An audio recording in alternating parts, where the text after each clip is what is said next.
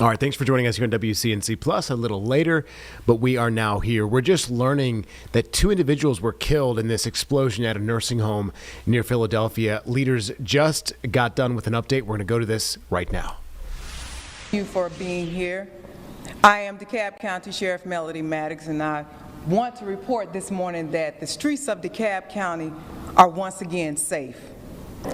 They're safe for our communities, and we want to say that is because of the swift action of the law enforcement that you see standing here and others.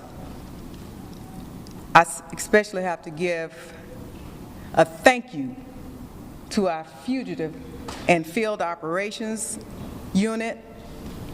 We also have standing here the United States Marshal Service, Marshal Thomas Brown of the Northern District of Georgia. His team include Eric Hines, Acting Chief for the Southeast Regional Task Force and the South Florida Caribbean Regional Task Force. I would also like to acknowledge the presence of our DeKalb County Police Department Chief of Police, Chief Pedrick, our community partners who reached out during this time, Clayton County Sheriff Levon Allen and Fulton County Sheriff Labatt, who reached out to assist, to ask what was needed. They asked because their concern was for their community as well, because what happens in one community can surely happen in another. And one of the things that I made sure that on December the 1st of 2019, I made a vow. I made a vow to protect the citizens of DeKalb County. I made a vow and I stuck to it. I'm going to continue to stick to it. This will not be tolerated. We're going to continue to fight and make sure that our family, friends, and loved ones are safe, and that people know that they can come into DeKalb County and enjoy, live, work, and play. As I announced when we began the process of trying to recapture these 3 inmates who escaped from this jail on Sunday night, my primary focus is to make sure that you all know that DeKalb County Jail is secure. This was a breach. We're not going to sit here and go back and forth and point blame. We're going to focus on what can we do to stop it from happening in the future. We're going to be asking for things to assist us with this aging facility that's deteriorating right before our eyes. We're going to look at improvements that are needed here. We know that it's going to cost money. We know what it costs. But we either pay now or it's going to be a payment later. So I want to thank all of you all for coming out. To the media, I say thank you because you all did put it out there. Oftentimes we don't want to say thank you to the media, but I will say thank you because you all put it out there and you let them know that we are looking and we're not going to stop. My team and I have not slept. We've rested, but we have not slept. And we don't sleep when things of this nature happen. These are one of many incidents probably has taken place throughout the world of escapes from jails and prisons. But here at the DeKalb County Sheriff's Office, we jumped into action immediately, and we didn't stop until these individuals were brought back to custody and that our streets are safe so that our children can go out and enjoy the holidays, enjoy their gifts, so our family members can enjoy other family members. So I want to turn this over to my chief, Chief Atkins, who will be able to give more information as it entails in regards to what took place on Sunday night.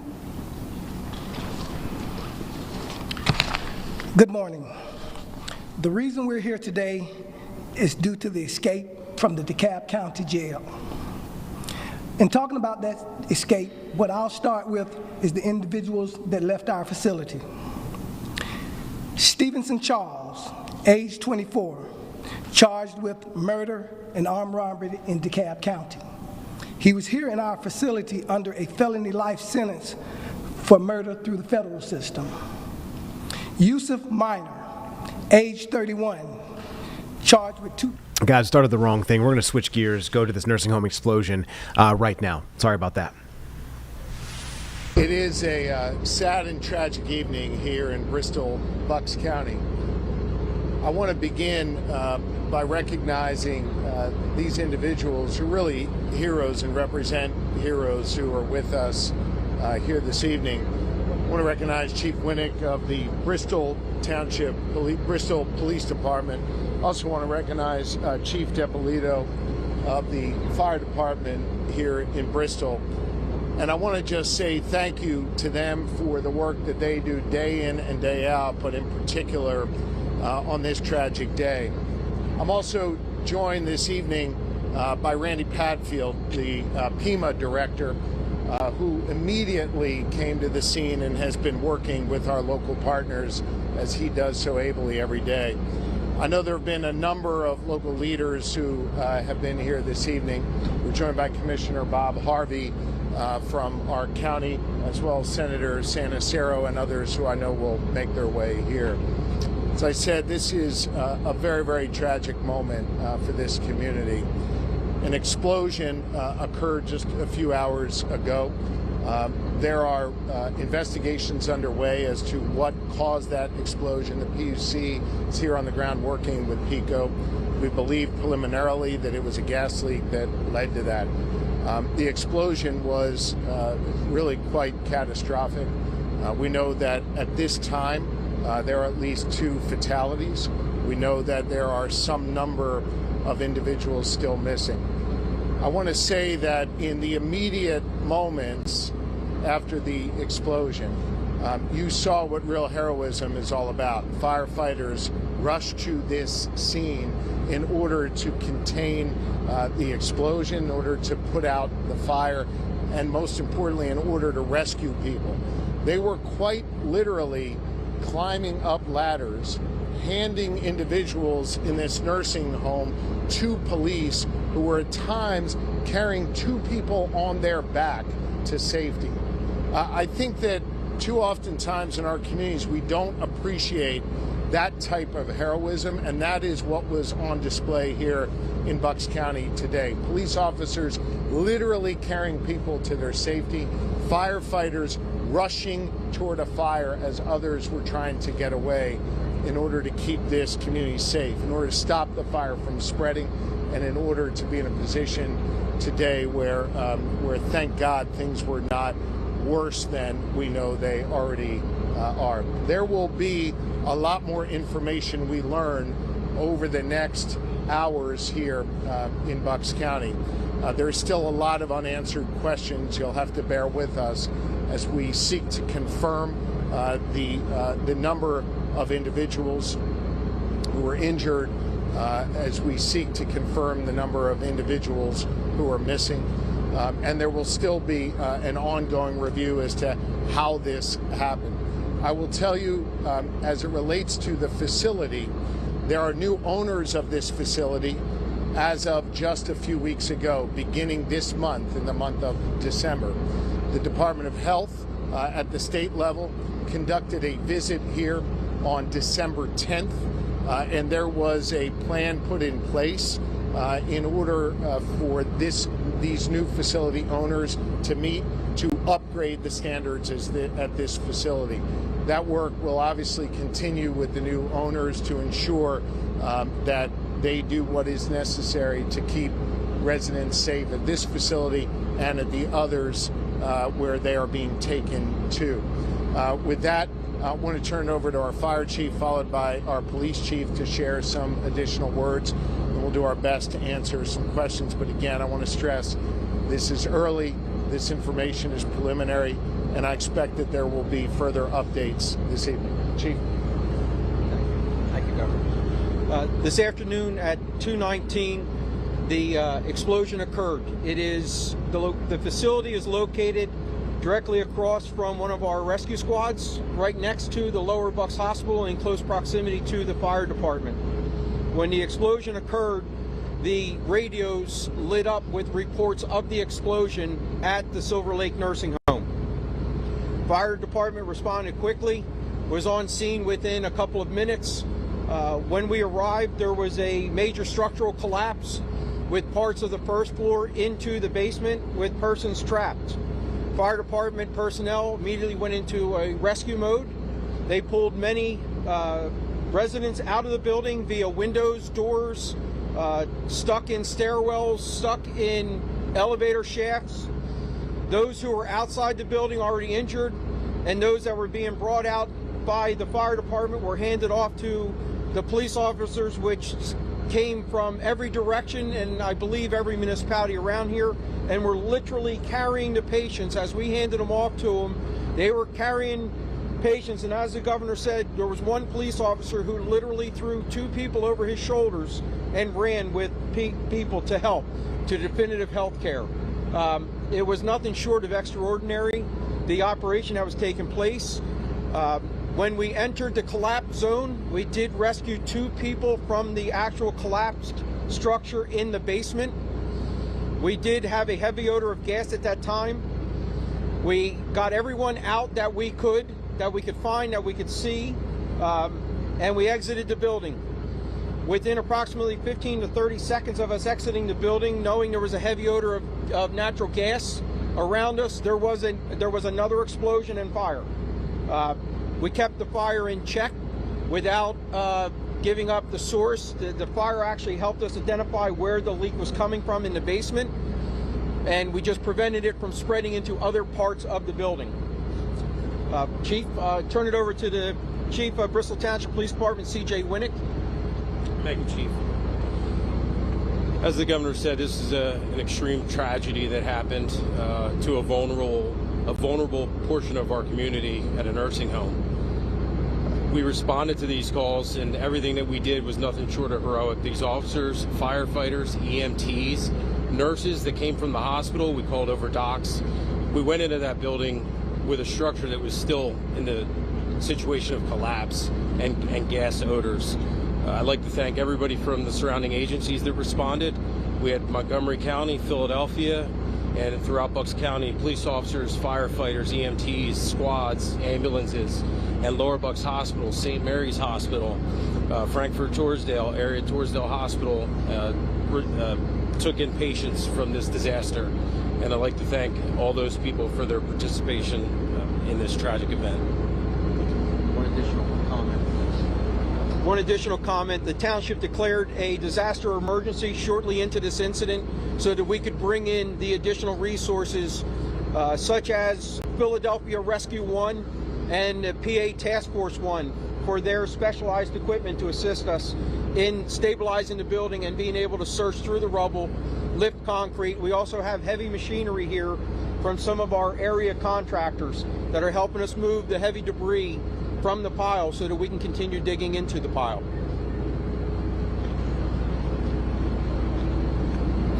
Thank you.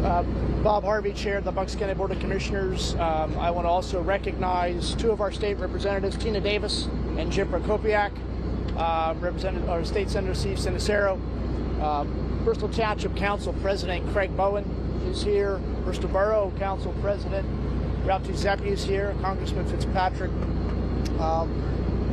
George Wilson from Bucks County Emergency Management. When the calls came in, the Bucks County Emergency Operations Center was activated and fielded calls from all over the region, including from Burlington County and Mercer County, offering assistance of any kind.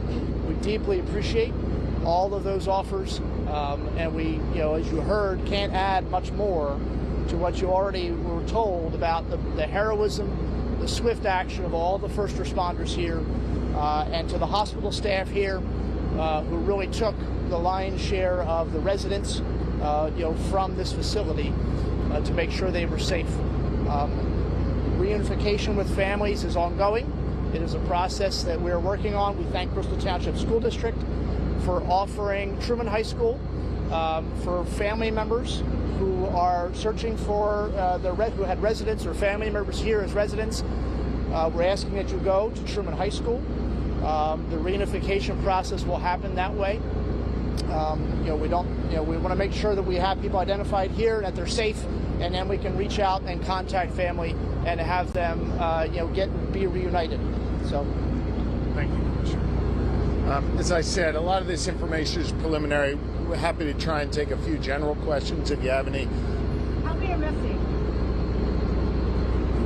We believe there's 5 unaccounted for, but they may have left the scene with family members.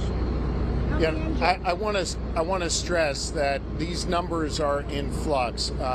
It may be that someone was there and had left. It may be that someone thought that someone was there and had left. I want to be very careful with these numbers as to how many are missing. There'll be updates throughout the evening. How many are required, Chief? Like, do you have the number of injuries that you have? I know the governor said some. We don't know the total number of injuries because they've gone to so many different hospitals, but I will say that we are still in rescue mode until we know the building is clear. And just while I have you here, what can you say about your firefighters, police officers, and first responders? Absolute heroics. Yeah. And as I said, the police officers were coming from every direction in every municipality around here. I saw police officer patches from 2-3 municipalities away that were helping us out, get people from away from the building. So it was an absolute all team effort. It was outstanding. I can't say enough about all fire personnel, EMS, and the police department. Do you have any preliminary cause? We don't. No preliminary. Okay, thank you. Not just like for the rest of the night. So the recovery mode is that still happening right now? Or that's the same? We're still in rescue mode. We have not transitioned into a recovery mode. So we will continue on that path of rescuing and digging into the basement with the heavy machinery assisting us. And then there are fire and technical rescue personnel in the collapse right now digging by hand. Using sonar, we've used dogs down there to help us with our search. We are not ready to claim this as a recovery yet. We're still in rescue mode. You said there was a second explosion or any responders? No. Look, Do you have any idea how many people were there today when it happened, approximately? We're not sure of the total count of how many people they had in the building. We're relying on them to tell us which patients are accounted for, which we believe all the patients are accounted for that were residents here. There may be an employee that we're looking for, but even that's not confirmed. What do you say about this community as a whole? I'm sorry, I can't hear What do you. you say about this community as a whole? There were residents who tried to step in and help as soon as they heard and saw what happened. The nearby residents were outstanding. We had residents coming out of their houses offering to help us.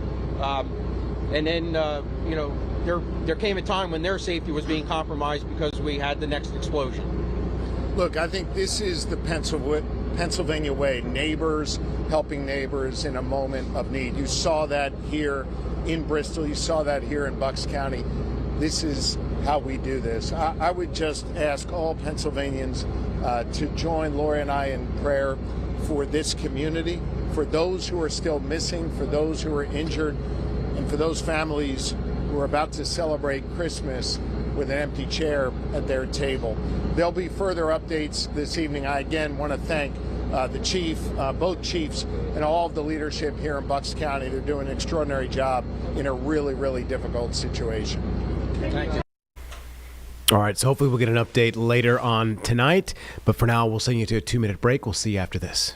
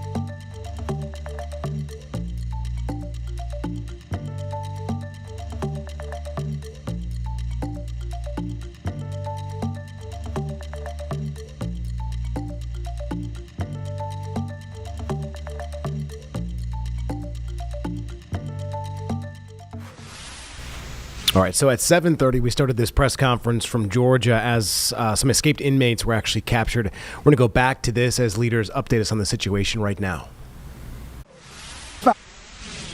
Simple assault, arson, and unlawful acts of violence in a penal institution. Those are the reasons that we're here today, because these gentlemen chose to try to escape or effected an escape from our facility. I'm going to turn it over to Marshal Brown, who will tell you about the ongoing investigation and the tracking down of these individuals. Marshal Brown. Thank you.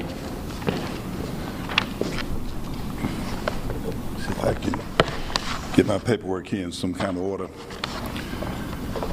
The United States Marshal Service immediately came to the assistance of the DeKalb County Sheriff's Office, who is one of our strongest partners, when we were contacted to help them locate this individual.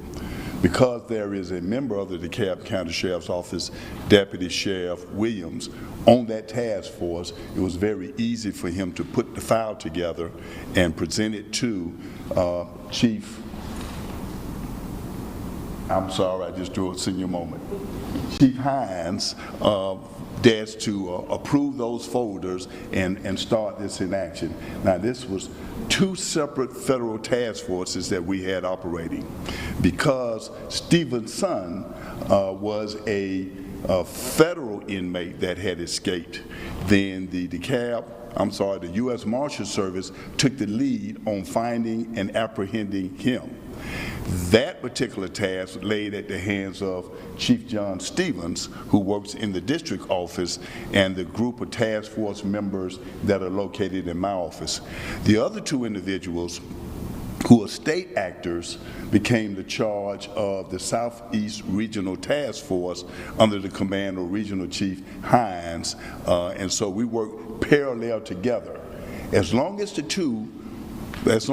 three inmates remain together, and we had information to suggest that they were, and I will talk about that later, then those two task forces will continue to work together for that one effort.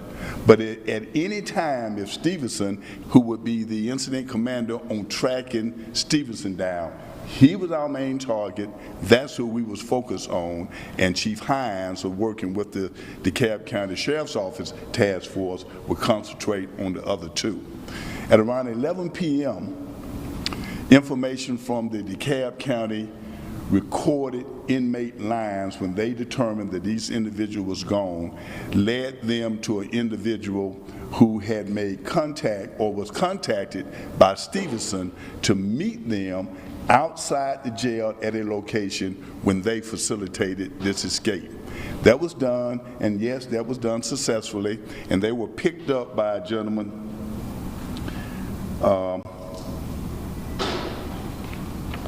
you'll find that in the report later. This thing gets very voluminous. So they were picked up and they was taken to the girlfriend's house of inmate minor. Inmate minor's girlfriend then contacted a Lyft to pick up the three inmates and transport them to an address in Florida. That took place. We were able to, using the intelligence of the Marshal Service, track that movement. No need to talk about how and what we use, just we're the U.S. Marshals and we have ways to track. And so we tracked them all the way to Florida and made the arrests in the metropolitan Miami area. Those individuals were picked up there without incident. As you can imagine, the Lyft driver is very traumatized by this. She's being interviewed by the FBI for additional kidnap charges, as well as other things of that nature. So the system worked the way it's supposed to work. It would not work this well had it not been for the great relationship and partnership that we have with local law enforcement partners, state law enforcement partners, as well as our federal partners as well. So that's it in a nutshell, and as we take questions, at least from my end, please understand this investigation is ongoing. We want to make sure that the U.S. Attorney, as it relates to Stevenson, has an airtight case. And so you're going to get a lot of, I can't answer that question for you as we go through this motion. So with that, I turn it back over to Chief of the DeKalb County Jail. Thank you, sir. We will entertain questions at this time. Can you tell us exactly how these inmates are able to get outside of the jail building itself? Okay. First, let's start by saying that we operate a 30-plus-year-old facility, inmates. That being the case in this instance, we would not like to be more specific as not to give out the person's ideas of how to further compromise this building. But we're making some adjustments, being assisted by the county to shore up the infrastructure and to make adjustment with our policies regarding to this incident. Chief Maddox mentioned some changes. That's Sheriff Maddox. Yes, excuse me, Sheriff Maddox mentioned some changes that you'd like to make, by the way. Could you tell us exactly like what you're looking to change about the infrastructure of the jail without giving away how these inmates are able to get out? To be honest, at this time, we're not discussing those things because we're ongoing, doing those evaluations and making sure that we're doing a comprehensive job in regards to that. Can you clarify, Marshall did talk about that there's a phone call. So are we saying that if one of the inmates calls someone to pick them up and coordinate with the girlfriend of one of the other suspects? Can you explain that, again, how that worked and how you were able to, I guess, monitor the phone call, and that's how you knew this was going on? Okay, if you're familiar with the jail environment, all of our phone calls between inmates and citizens is recorded. So we utilized our internal intelligence unit to start to review calls that would have been made by those particular inmates or just calls that were made out of that particular pod, which is a normal standard operating procedure. The DeKalb County just opened up the new real-time crime center. Did that play a role in this search? And if it did, was it an effective role? In this particular instance, the components of having the U.S. Marshals involved, it didn't, necessitate us using the real-time communication center. So we didn't utilize it this time, but we expect in the near future, in any incident that we have, we'll be using it. But the fact that our federal partners needed to be brought into this, it was more along the operation of the federal partners and us. What was the clue that the infrastructure was compromised? Was this based on when you're looking to see how they got out, or was it based on, say, listening to the phone calls? Was this something that you were somewhat aware of and someone picked at it and was able to get out? I mean, what are we talking about? When were you aware that this particular piece of infrastructure was compromised? It was discovered when our officer was doing his feeding times. So once he entered the cell and did his preliminary check, he was able to discover that a portion of the cell had been compromised. We subsequently started to do our investigation at that time. Chief, can you explain the timeline for us? So you guys figured out that these 3 men were missing sometime overnight, but when did you actually notify the public? Because I know different news out of the public was not made aware earlier that it could have put people in danger. It's our assertion that the public was made aware as soon as we were made aware. Now we had to, probably a small amount of time where we had to assess what we actually had. You just can't go out there and start to sound the alarm without figuring out what you have. The difference between the time that they exited the facility and the time that we got onto it, there was some distance in between there because of the activities that were going on. If you know about a jail, we executed one activity, then we come back several hours later or, and do our next round. So that's the distance that people may think that we didn't notify anybody, but you have to understand that there's not an omnipresence in that cell, so that's the gap there. Then once we realized in that amount of time that they were out or that they subsequently were missing, then we had to figure out if they were still in the building somewhere, and then figure out, once we figured out they had exited the building, then that's when we went forward with alerting the public. How long was that gap though? I think it probably was about 4 hours, but like I said, there was a lot going on in between that. Chief, do you have a general statement about safety? I understand that the sheriff did say that the jail is now secure and you are going to be implementing some things to make sure that this doesn't happen again. But since the jail is now being secure, has anything been implemented already? Okay, we repaired the area that was compromised, and we're looking at other areas that are similar to that to fortify them to make sure that they're not compromised in the same manner. That's the thing I can tell you right now.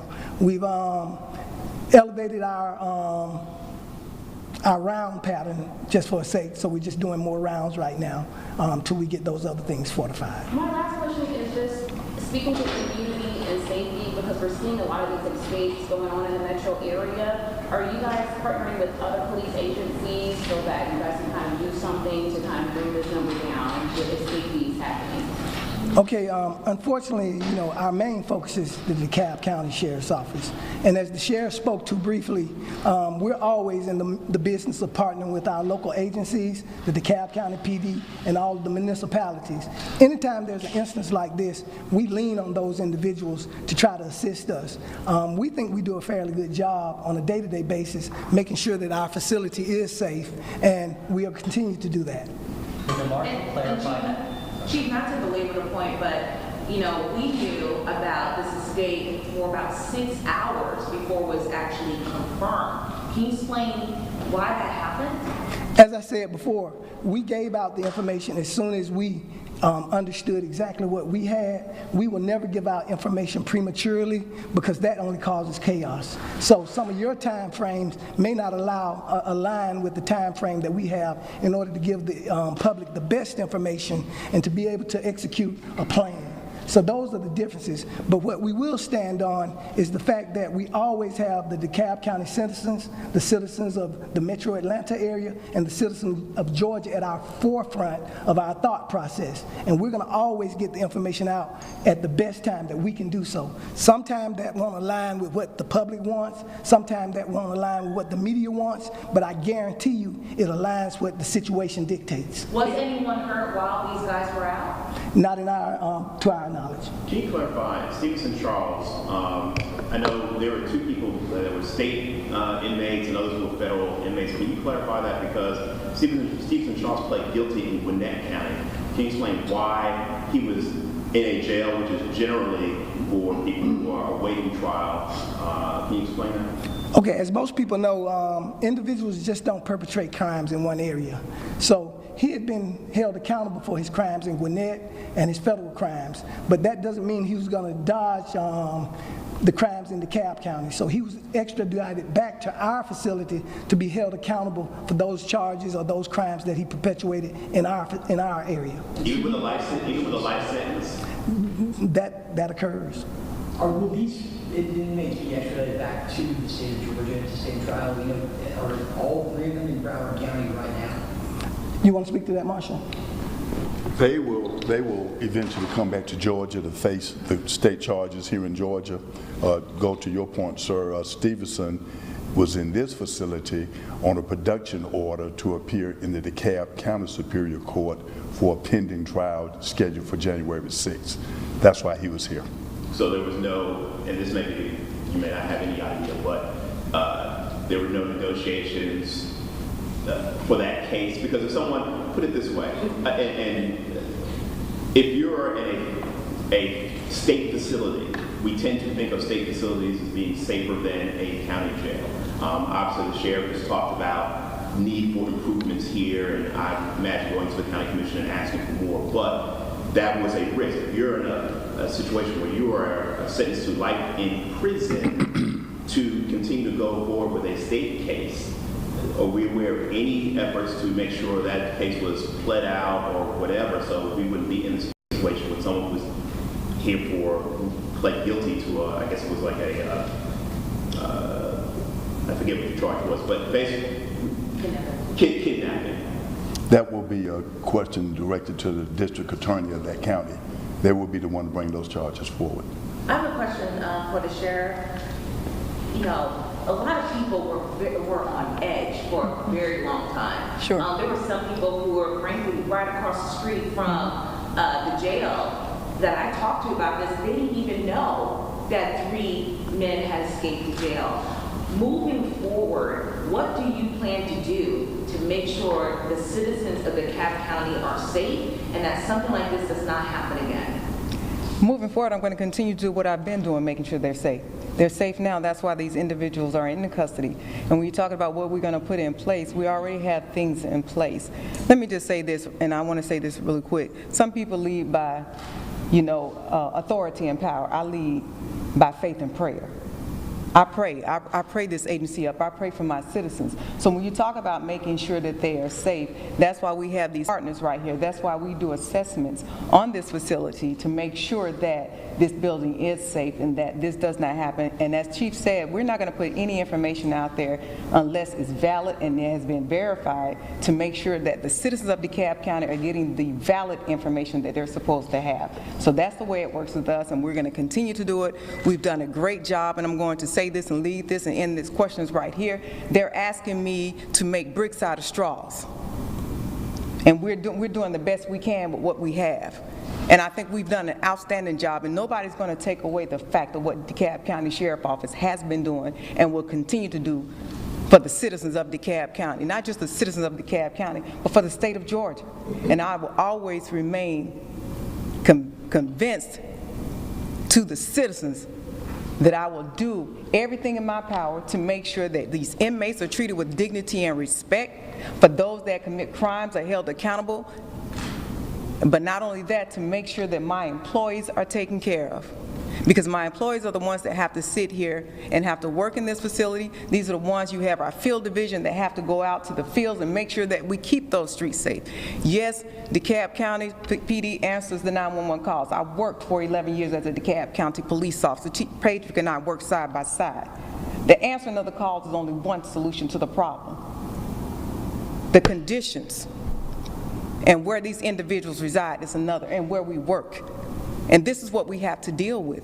And I want those citizens to know that I remain committed and dedicated to the word that I gave when I gave that oath on December 1st of 2019. And I stand here and I say that with conviction and passion, and I will continue to fight for DeKalb County Sheriff Office and all the citizens that I love. I'm from here, I work here, I live here, and I play here. And I don't walk in fear. I don't fear anybody. I only fear one person, and that's God. And I'm going to continue to do what God has ordered me to do, and that's to walk in the path to keep my community safe. Thank you, and you all have a good day. All right, folks, we're going to take a 2-minute break. We'll have more news here on WCNC Plus right after this.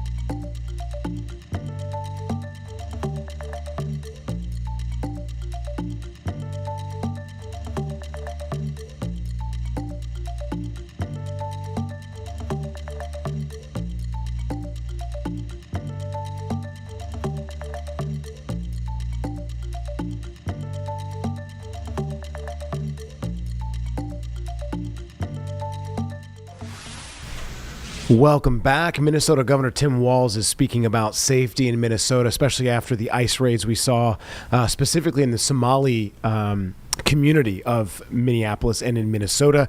We'll go to this right now. my whole damn life. And I think everybody in this room knows what they're doing. So we're here today to say enough of this. We're here today to stand that Minnesota will protect their neighbors, to tell those folks who are out there who are too scared to send your children to school, who are too scared to visit a local business, who are too worried about maybe picking up extra food during the holidays at the food banks. We will do all we can to make those corridors safe for you, to make sure you're able to do what you need to do. So I'm grateful for the leadership in this room. I'm grateful that the folks who have been standing up time and time again. I'm grateful to our faith community that took this out of the political realm and made this about humanity. And the reason we're here, like all of you had, we hear rumors, we hear suggestions of things, because it's how they operate, that there will be an increased presence. I would tell you, if I were a betting person, they will do it over these holiday seasons because it makes it especially cruel. It makes it especially mean-spirited.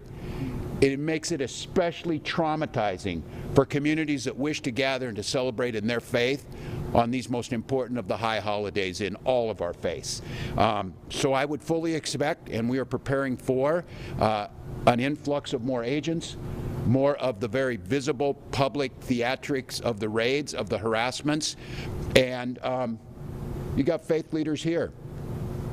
I would not put it past this administration to target midnight mass services amongst folks going to worship, because that's who they are. And God knows they're not going to church, or if they are, they're not doing it the way that we were taught. So with that, I'm going to turn to somebody who I've trusted on these things. And again, I've said it.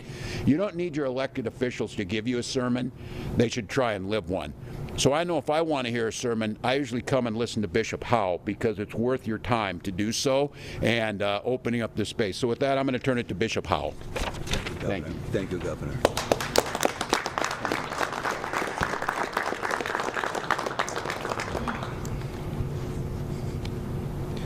Thank you, Governor. As Bishop of the Pentecostal Assemblies of the World and as Board Chair of the Minnesota Council of Churches, I must speak to the fear we are witnessing of our communities. Across Minnesota, families are living with anxiety, parents afraid to go to work, children afraid to come home to empty houses, neighbors afraid that an ordinary day could turn into a permanent separation. When people are taken from jobs, homes, and daily life without warning, the result is not order, it is chaos. That's right. When families are torn apart, the damage is not temporary, it is lasting. Yes. Our faith traditions are clear. God places a high value on family, on the protection of children, and on the dignity of every human being.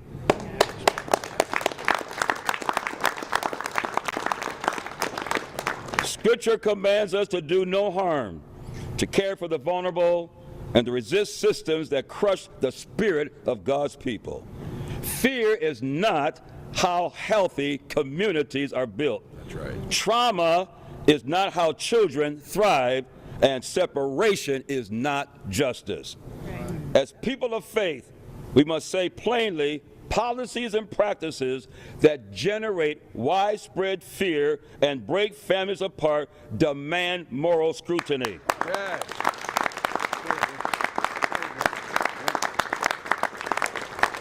So we call for approaches that uphold human dignity, yes, sir, preserve family unity, right, and reflect the justice and mercy that God requires of us all. Yes, amen. May your fight, God bless you.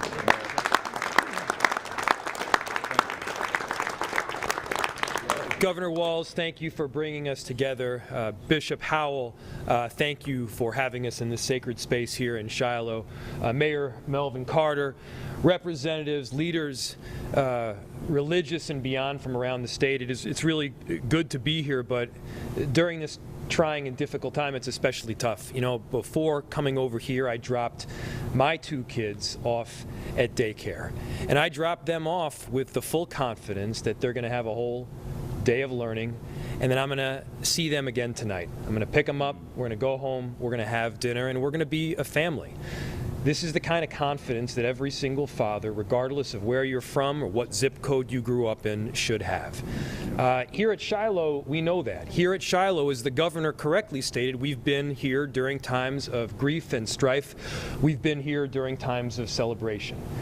Go back just a few years ago, crime was high. What did we do when crime was high? What did we do when safety was a paramount concern as it is now? We got together. We worked together. And while so many people talk about the North Side in terms of crime and violence, right now, because of that partnership, crime is at a near record low, right here on the North Side. But here's the point. We do partner with other jurisdictions. We partnered with the federal government, with the U.S. Attorney's Office, with a number of federal agencies to drive down crime because crime was the focus. The difference is that clearly crime is not the focus in these terroristic acts that are coming to our communities right now. Crime is not the focus when you are tearing a father away from his family who has done nothing wrong. Crime is not the focus when you are detaining an American citizen for no reason other than the fact that he is Somali or he is Latino. Crime is not the focus when you're dragging a pregnant woman through the street, and crime is not the focus when you are specifically focusing on communities based on the color of their skin. Where crime is the focus, Minneapolis is ready to partner to keep people safe. But that is not the case with this federal administration right now. And I got to tell you, I am increasingly concerned because of the chaos that is being caused by these. Somebody is going to get seriously injured or killed. And whether that is an ICE agent or a community member, we all know the tinderbox that could explode because of it. We all know that the federal government is looking for reasons to deploy more and more people to Minneapolis and blue cities around the country. We all know that we cannot afford to lose a single Minneapolis resident because they showed up and decided to protect their neighbors. That's right. Because they showed up and decided to express their constitutional right to free speech. And so that concern is deep. It is held, by the way, not just by me and our residents and the people who are standing up behind me. The concern about getting somebody killed is also held by our police officers who are short-staffed, who are working tirelessly in response to 911 calls and to keep people safe throughout our city. We do not need them pulled into circumstances that they themselves do not control, where chaos reigns supreme and where chaos is being pushed on our cities. That is not a recipe for safety. So again, in Minneapolis, we want safety. Yes. On the North Side, we are achieving safety with record lows in terms of gunshots. Yes, sir. But we need to do even more right now, and we need to do it with wide eyes, recognizing what the Trump administration is pushing right now. It has nothing to do with safety at all. It has to do with division. And so thank you so much to all the partners here that are behind us. We're standing tall, we're standing true, and we're standing on the side of our immigrant communities. And I have the honor here of introducing Mayor Melvin Carter. Thank you, Mayor.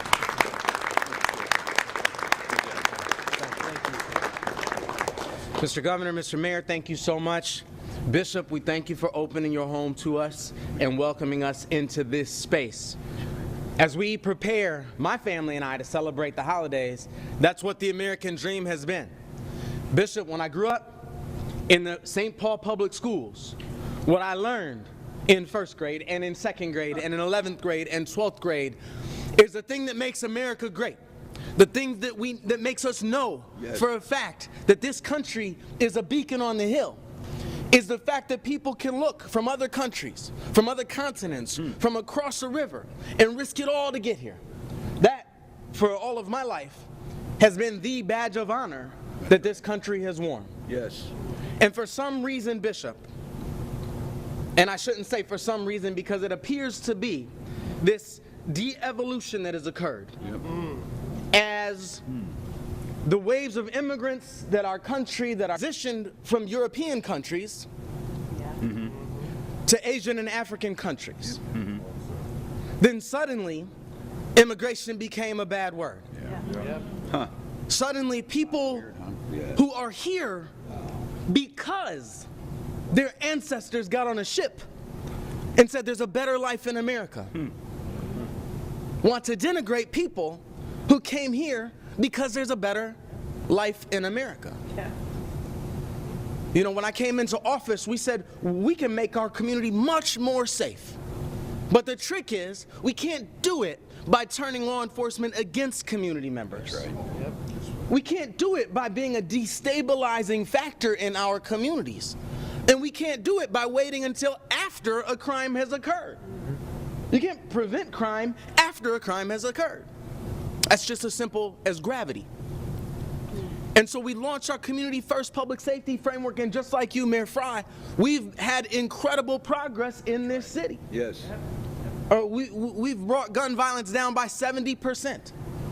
We've increased our case clearance rate for non-fatal shootings by a factor of 3. And we see gun violence in our community at a historic low. As a matter of fact, we see all types of violent crime in our community down double digits. We've done that because we believe in a model of public safety that makes our community members safer. We believe in a model of public safety that provides a stabilizing factor, not chaos in our communities. And sadly, right now, one of our biggest opponents in this approach that's been so successful in St. Paul, so successful in Minneapolis, so successful in communities across the color, our biggest opponent is our own weaponized federal government. Our biggest opponent is our own weaponized federal government who says put America first, but arrests American citizens. Wow. Who says this is about ending violent crime and goes and arrests workers on their way to work. That's right. Who says that we care about you and we care for you, and then goes and separates families from their children. That's right. Mayor Fry said that this isn't public safety. It's not. No. This isn't public safety at all. But it's easy to recognize what it is. When I look at my neighbors on the east side of St. Paul and see them worried, Bishop, before they leave the house, to make sure they have their papers so they're not harassed by law enforcement, I recognize that. I recognize Jim Crow. I recognize apartheid. You show me by government agents, I'll show you an era of profound human rights abuses. That's right. That's right.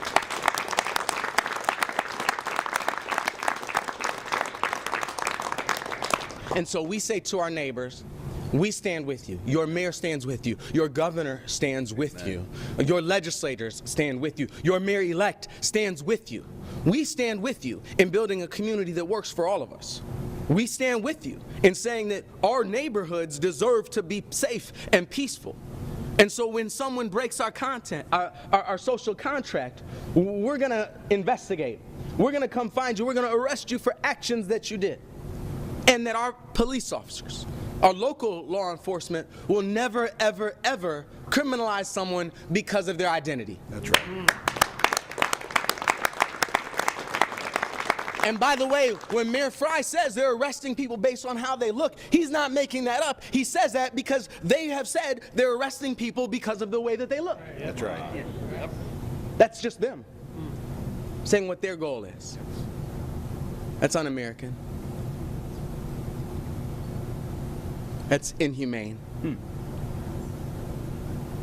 And it doesn't match anything I've ever read about who we have historically aspired to be as a member of the world community. So I just say God bless all of you. God bless all of you for standing here and being here.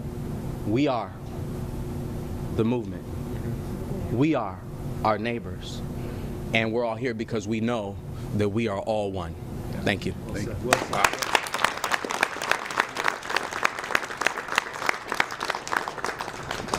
I stand corrected. Sometimes you do need your elected officials to give you a sermon. Look, our message is clear. We want you in Minnesota. You're valued here. Human rights matter. Rule of law matters. Due process matters. To our Somali community, you're seen, valued, loved, heard. Welcome here. To our Hmong community, to our Hispanic community. Pretty much everybody but one person's welcome here. With that, we'll take questions. Yes. Governor Walz, good morning. You all have described a very upsetting and disturbing pattern of behavior. I'm wondering if the conduct you have seen ICE agents engage in recent days, in your assessment, violates any Minnesota statute, and if there's anything you're contemplating doing in the way of accountability beyond having press conferences like these.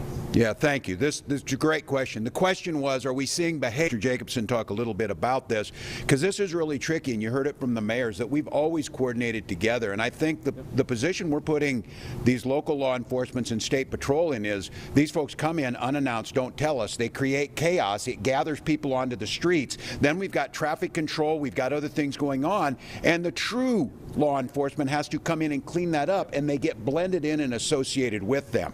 Oops, excuse me. I can tell you one of the things that that we are looking at and targeting is these guys are violating Minnesota law by changing license plates. They're doing what criminals do. They're putting on license plates on vehicles they're not registered to. So they're renting vehicles and putting on fake plates. We've seen where they're putting on fake Uber stickers so they drive in so people think it is. That's not law enforcement. That's criminal activity. And I got to be honest with you, in Minnesota, if you have a health concern, which we've done during COVID, you mask up. If you're in a hospital operating room, you mask up. You don't do that on a daily basis. And I got to tell you what, you don't see it out of State Patrol. You don't see it out of Commissioner Jacobson. You don't think he doesn't receive threats? You don't think all of them receive threats? And yet we stand out here to do that. So I'll let the Commissioner talk a little bit about this. But they put us in a really, really difficult situation, because the standing rule is when law enforcement agencies are doing their job, they may have to double park behind a car if they're doing their significant job. Or if they are moving to an event, they may have to exceed the speed limit.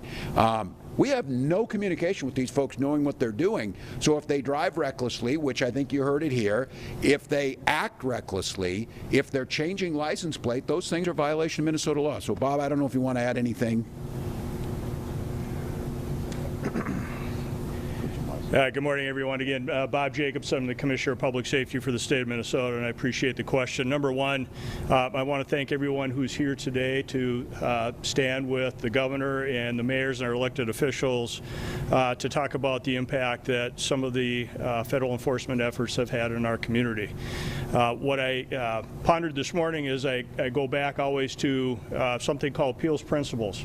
And so for those who think about policing and look at the history of policing, they go back to the father of policing. His name is Sir Robert Peel, who talked about policing and police are the community are the police, and that without police and community relations and relationships, it's difficult to make law enforcement work well in communities. And clearly, I think in the city of Minneapolis and the city of St. Paul, they've demonstrated that working with communities is what's really important to make sure that we have safe communities, and we've seen some really great results from all of that.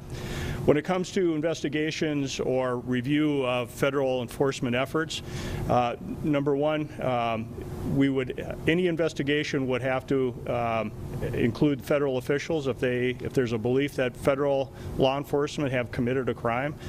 Looking at video simply is not enough for any law enforcement officer in the state of Minnesota to necessarily determine if a crime has occurred. Investigations need to occur for those, for any allegations of crime.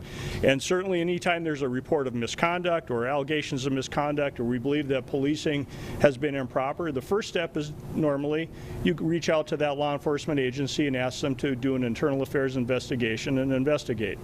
So my suggestion is that if we feel and we see that there is any misconduct by our federal law enforcement agencies, reach out to those federal law enforcement agencies and report any misconduct, misbehavior, anything that you think should be investigated. That would be their role. And so the responsibility for the ethics, the responsibility for the use of force, the responsibility for the tactics that are being used lies with the leadership of those federal law enforcement agencies, and that's where those questions should go. And I would highly suggest and recommend that anyone with those concerns contact them directly. But have you all contacted any federal law enforcement about specific incidents that Yes. called the U.S. Attorney's Office, the head of DHS locally? What kind of concerns have you raised at that level, if any? First of all, we do not coordinate with law enforcement, federal law enforcement, when it comes to immigration enforcement. So we've made that very clear. There are channels that go back and forth with the U.S. Attorney's Office. There are certainly channels that go back and forth with federal law enforcement agencies. What we always recommend and suggest to federal law enforcement and our own law enforcement is use de-escalation tactics, use proper procedures and processes, use best tactics when you're enforcing laws in the state of Minnesota, and that we, in Minnesota, we have high expectations, as has been demonstrated, for our law enforcement officers in this state. And we would expect that federal law enforcement agents and agencies have high expectations for those that are doing that work in federal law enforcement functions.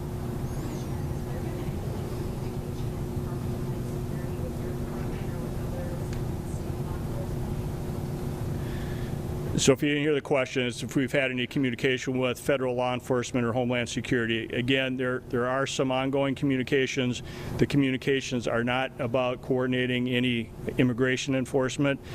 We still do continue to have relationships when it comes to other investigations, and so if there are other investigations that do not include immigration enforcement, we do have some communication.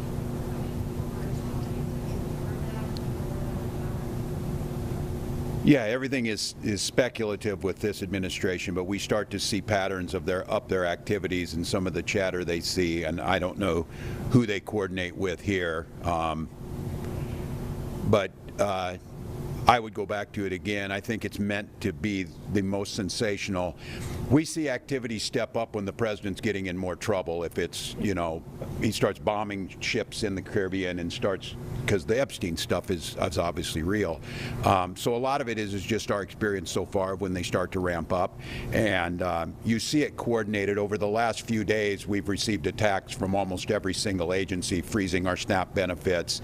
The commissioner of wrestling who sets it, the education department, is now coming at us. So you see a coordinated effort. They speak with a lot of voices. I think you saw a Congress that's on recess that couldn't get us health care is now opening an investigation, and well, I'm sure will drag me back there to sit for 8 hours as they talk nonsense. These people are not serious. We take them serious in terms of the damage they do. I think probably they'll want to see some good footage coming out over the holidays because it'll be especially cinematic for them, or however they think about it. So that's where we'll be prepared. Yeah, we just make folks so that they're safe to come visit these places. So I know. I know. We're out here trying to show people. We're going there ourselves and standing there. I'm sure they'll see, you know, and I think these folks have been out there making it uncomfortable for them to be at places where we're trying to be as visible as possible. Let them know, and you'll hear it time and time again, our job isn't and never has been immigration reform.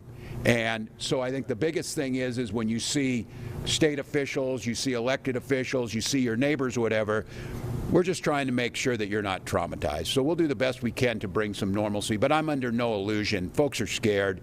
They don't want to come out. You've seen at the malls, their businesses dropped off 75–80% for these entrepreneurs. But that's par for the course because this administration just simply destroys the economy, and that's what they're doing in this case.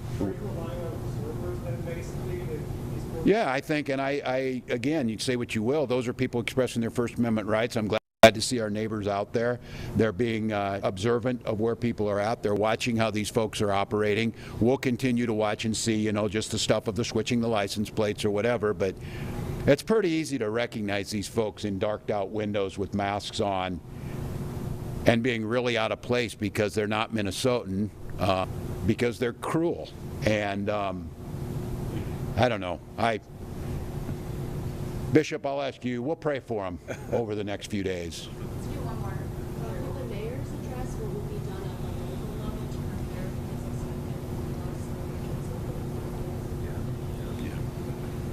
So the question was, could Mayor Carter and I address what is going to be done and what has been done to address a potential influx over the holidays?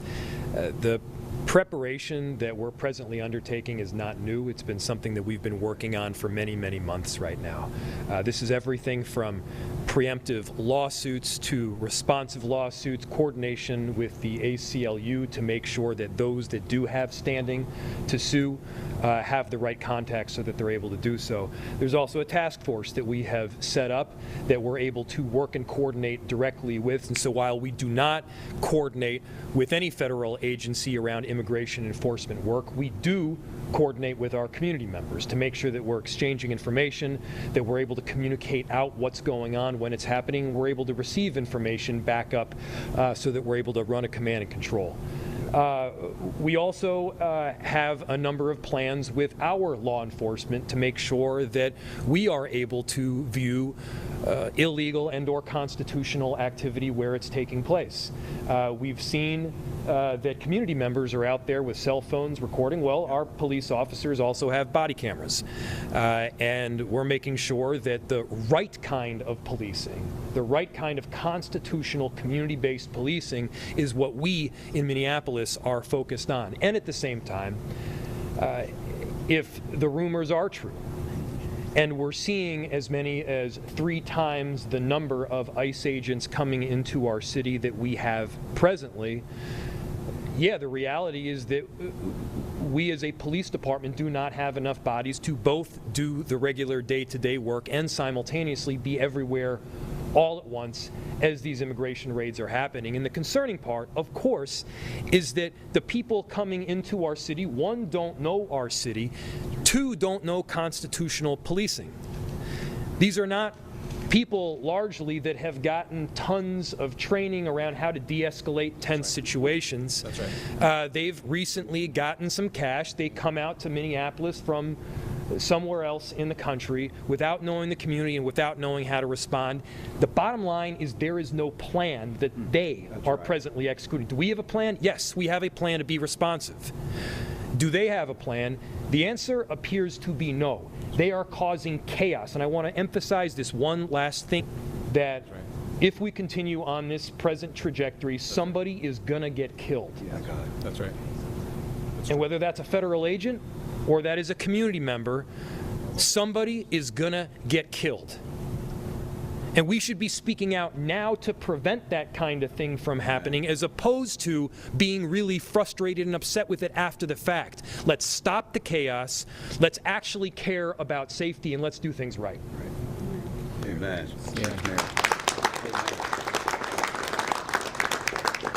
That's true, and you know, I don't want to just repeat the things that Mayor Fry said.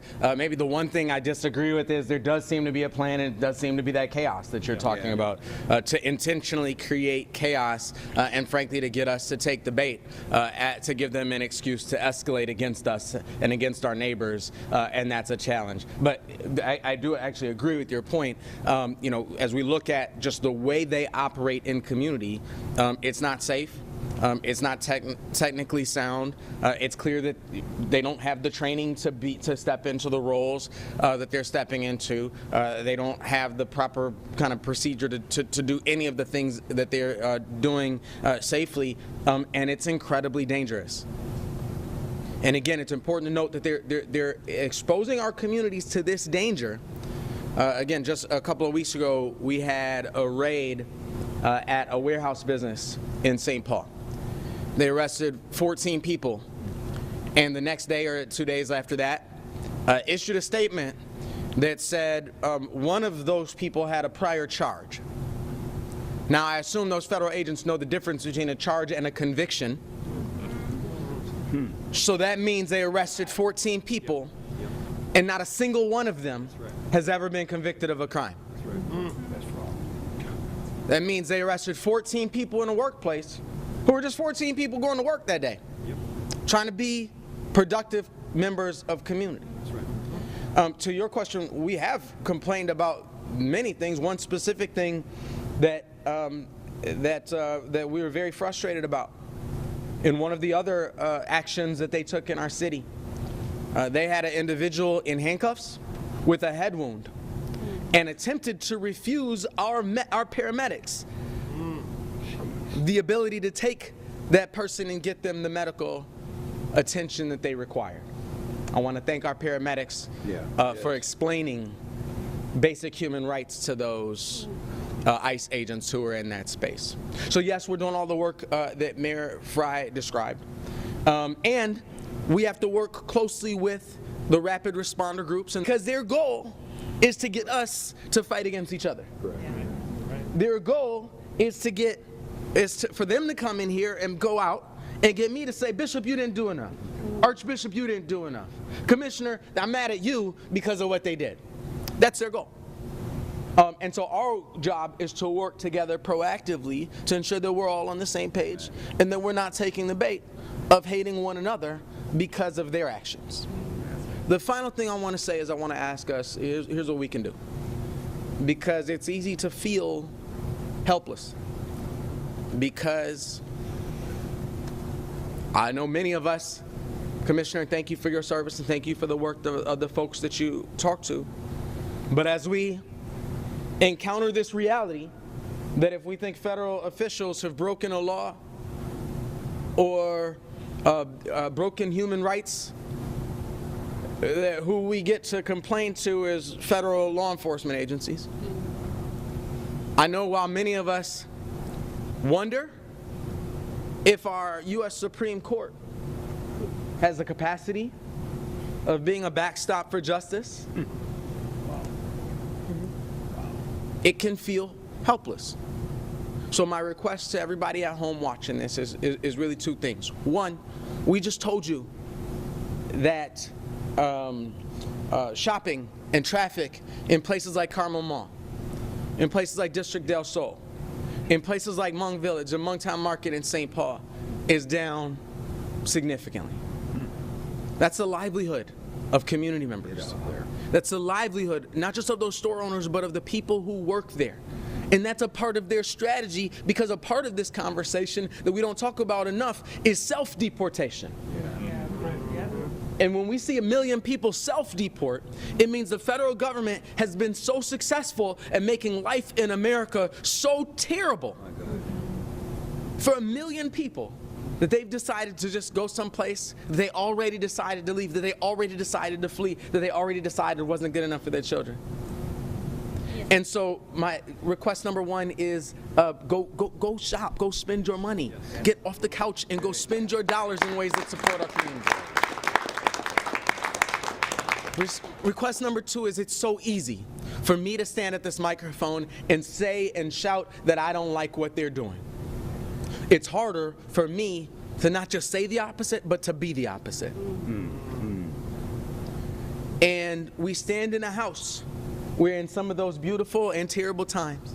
Yes. I have heard a call for our better angels from inside. Yes. And our better angels can't just come out when everybody else's better angels are out. Our better angels have to be out every day. Amen. And so our request as we do that work, and I have to acknowledge our mayor-elect who's leading some of that work with our rapid responder and protest groups. Our request is as we go and document what they're doing. Because, you know, sometimes if you can't make people do right, you can turn on the light. So as we document what they're doing, our request, our demand is for us to be humane, is for us to cease violence, is for us to not add to the chaos, is for us to not add to the division, for us to operate ourselves in ways that history will look at us and all of our children and our grandchildren and their grandchildren will look at their videos and know who's in the right, Amen. Who's on the side of justice, who's on the side of love, right. Who's on the side of humanity. All right, guys, we're going to take a 2-minute break. We'll come back right after this. See you then.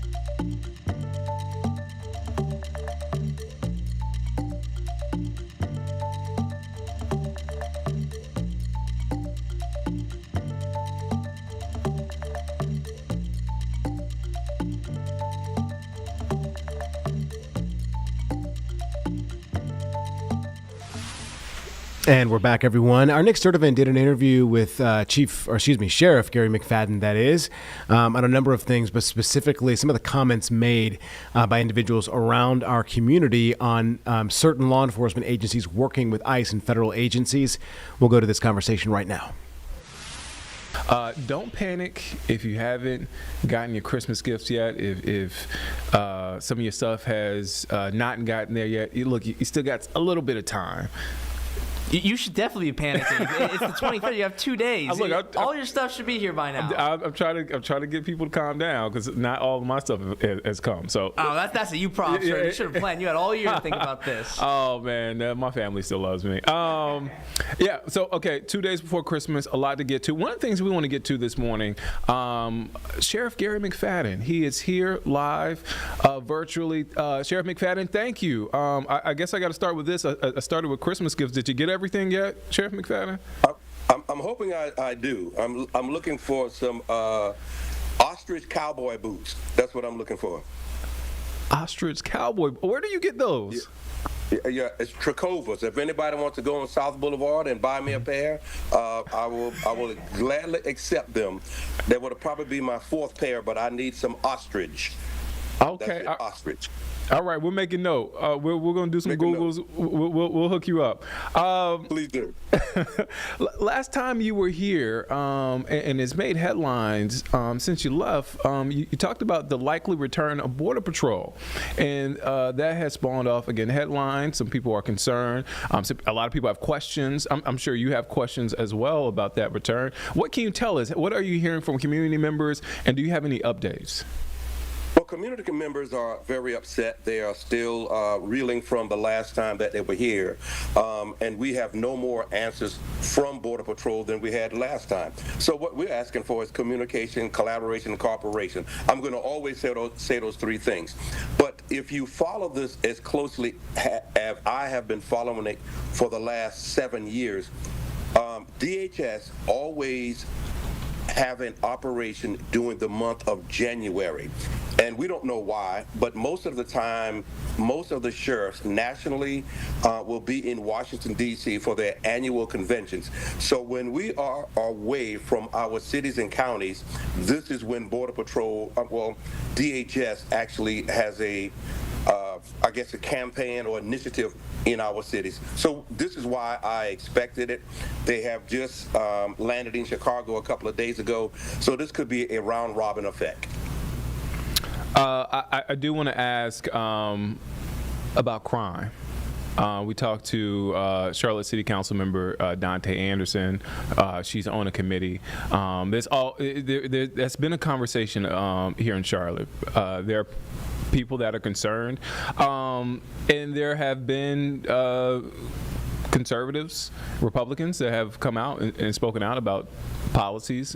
Charlotte not doing enough when it comes to crime. From your vantage point, and also I do want to point out we have another homicide this morning in Charlotte.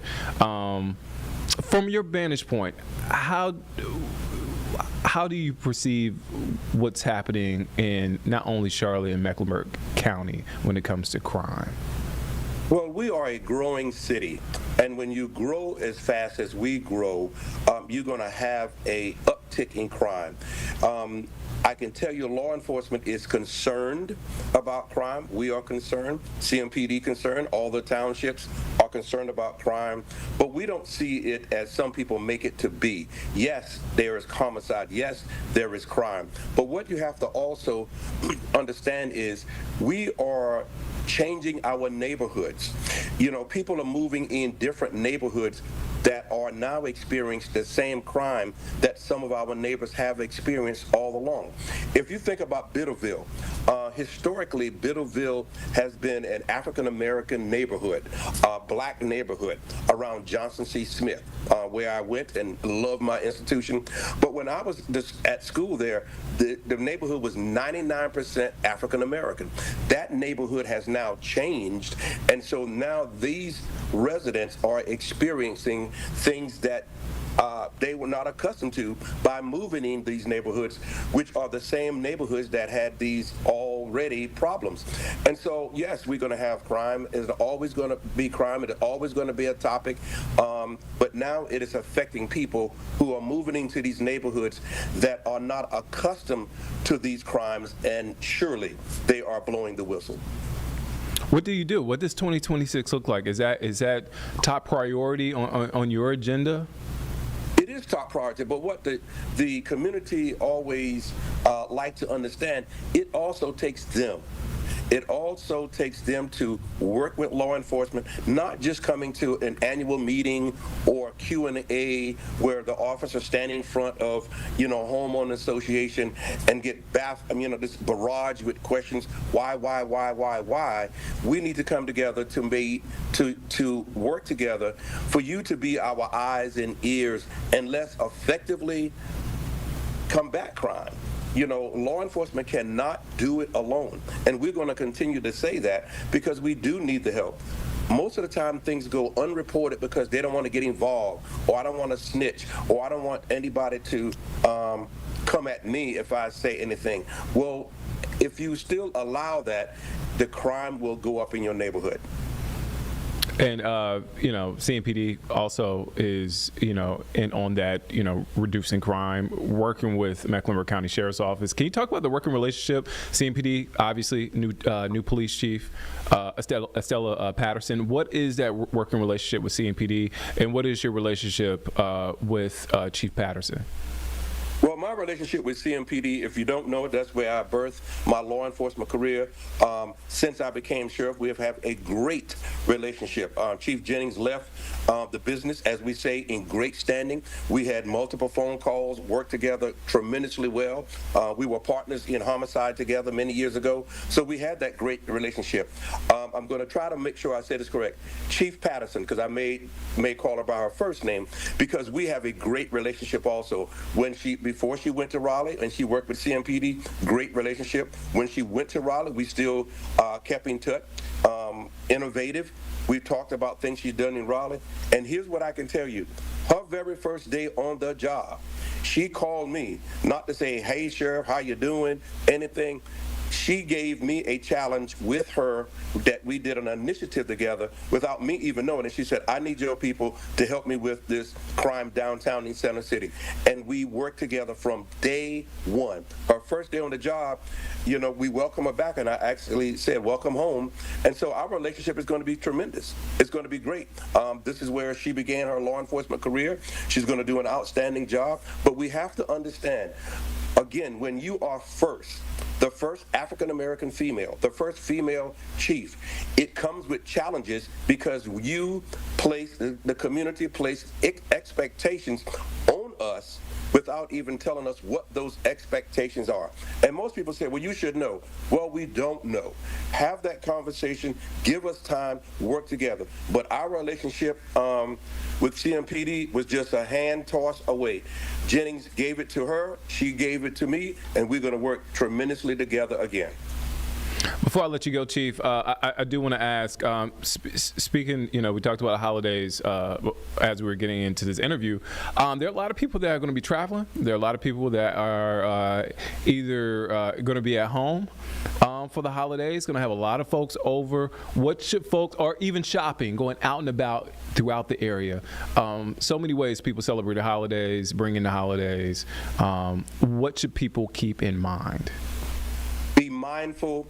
Check your surroundings. Make sure. Now, I know this sounds crazy. If you have weapons in your home, make sure that they are secured inside your home. Be careful of what you are drinking or intaking. That means, alcohol consumption. Be careful about driving while impaired. But most of all, just be safe around your home, around where you shop. We're going to be walking out of the store with packages and put them in the car and leave the car.